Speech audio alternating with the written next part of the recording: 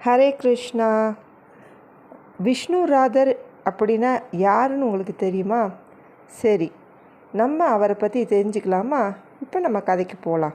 ஸ்ரீமத் பாகவதம் நமக்கு கிடைக்கிறதுக்கு காரணமான ராஜா யாருன்னு கேட்டிங்கன்னா பரீட்சித் மகாராஜா. கிருஷ்ணரின் செயல்களை பரீட்சித் மகாராஜா மிகவும் ரசித்ததற்கு பல காரணங்கள் இருந்தாலும் பாட்டனாரான அர்ஜுனன் கிருஷ்ணரால் காப்பாற்றப்பட்டார் என்பது மட்டுமல்லாமல் தாமும் கிருஷ்ணரால் காப்பாற்றப்பட்டவரே. குருச்சேத்திர போரில் முடிவில் திருதராஷ்டிரன், பாண்டு ஆகிய இருதரப்பு சேர்ந்த குருவம்ச மக்களும் பேரன்களும் மாண்டு போயினர். பஞ்ச பாண்டவர்களை தவிர எல்லோரும் குருச்சேத்திர போர்க்களத்தில் மடிந்தனர். அப்போது மகாராஜா பரீட்சித் அவரது தாயின் கர்ப்பத்தில் இருந்தார். அவரது தந்தையும் அர்ஜுனனின் மகனுமான அபிமன்யு கூட அப்போரில் மடிந்தார். தந்தையின் மரணத்திற்கு பின் பரீட்சித் பிறந்தார்.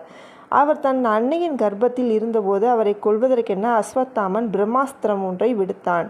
பரீட்சித் மகாராஜாவின் அன்னையான உத்தரை தன் குழந்தை அழியக்கூடிய அபாயத்தை உணர்ந்து கிருஷ்ணரை அணுகிய போது அவர் பரமாத்மாவாக அவளின் கர்ப்பத்தில் புகுந்து குழந்தையை காப்பாற்றினார். ஆகையால் அந்த பரீட்சித் மகாராஜாவுக்கு தான் விஷ்ணுராதர் என்ற பெயர் ஏற்பட்டது. பரீட்சித் மகாராஜாவே விஷ்ணுராதராக கருதப்படுகிறது. ஏனால் விஷ்ணுவால் காப்பாற்றப்பட்டவர் அப்படின்னு அதற்கு அர்த்தம். ஆக நம்மளும் ஸ்ரீமத் பாகவதத்தை படிக்கணும். ஏன் அப்படின்னா அதில் கிருஷ்ணரின் கதைகள் தான் நிறைஞ்சிருக்கு. இவ்வாறாக வாழ்வில் எந்த நிலையில் உள்ளவரும் கிருஷ்ணரின் கதையை கேட்கறதுக்கு ஆர்வமாக இருக்கணும். ஹரே கிருஷ்ணா.